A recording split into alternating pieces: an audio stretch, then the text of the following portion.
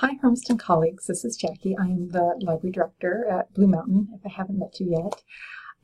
I wanted to create a quick video about students accessing library resources and how they would get a card number.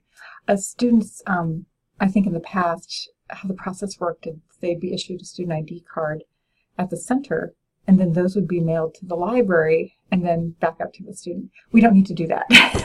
It creates, at least for the library card part, it creates a huge delay in access for students who need to get resources. And they usually need them right away, frankly, that I've found. They'll wait till week 6 and say, oh, I need to do research and I need a library card number.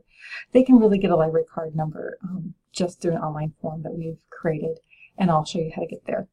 So from our college homepage, you would have clicked on library, and here you are at our library website. Students, of course, will do their research either starting within our library databases or a research guide that may have been made for their course. But to get a library card number, going to services and support is the way to go. And the reason for this is, most students, I'm going to say 99%, don't need an actual physical card to use our library resources. For the most part, they're doing online research at home, at the coffee shop, at work, wherever they're at. And the access code that they need to get into the library databases is just a card number. We can email that to them. They don't need a physical card. The exception to the physical card is if they actually want to check out a print book, which is rare.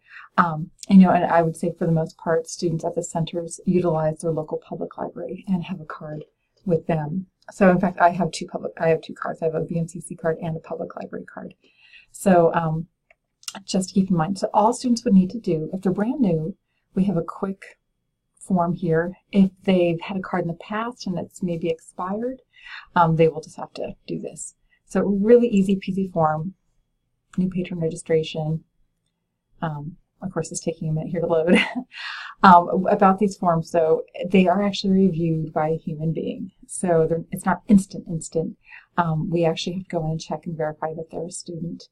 We do that, and by the next business day, we do get back to students. So it's really, they just complete this. I'm not a robot, and hit submit. We get an email, and we'll email the student back directly with this information.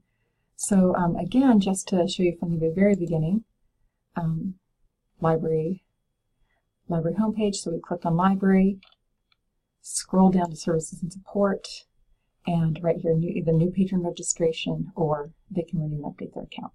Okay, so if you have questions or need some clarity, just email me. My email is just jray@bluecc.edu.